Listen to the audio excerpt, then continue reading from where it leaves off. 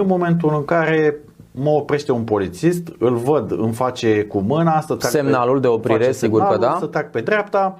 M-am oprit, eu ce fac în momentul acela? Deschid geamul.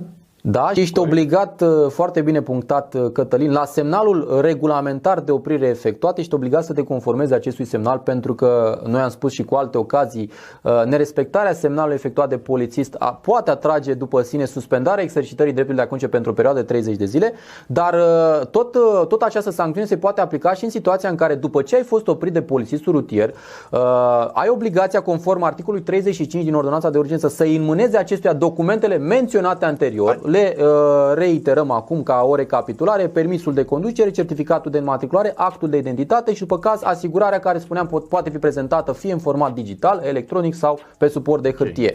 Ai înmânat aceste documente suplimentar față de acest lucru și lucrul ăsta, dacă vreți, am observat și noi în situațiile cu care ne confruntăm în trafic, că nu se cunoaște sau nu se respectă, și anume conducătorul auto, spune legea la articolul 183, după ce a fost oprit, este obligat să rămână cu mâinile pe volan, iar pasagerii să nu deschidă portierele, să respecte semnalele polițistului. Doar dacă polițistul spune să cobori din mașină, dacă nu ți se solicită acest lucru, ești obligat să te supui controlului și să nu cobori din autovehicul. Foarte important. Lucru care, vă spuneam, poate atrage după sine, în funcție de decizia agentului constatator de la fața locului, bineînțeles că totul se stabilește în funcție de situație, suspendarea exercitării dreptului de a conduce pentru o perioadă de 30 de zile și amendă 580 de lei, amendă minimă, pentru că nu te-ai conformat dispozițiilor pe care polițistul ți le-a dat.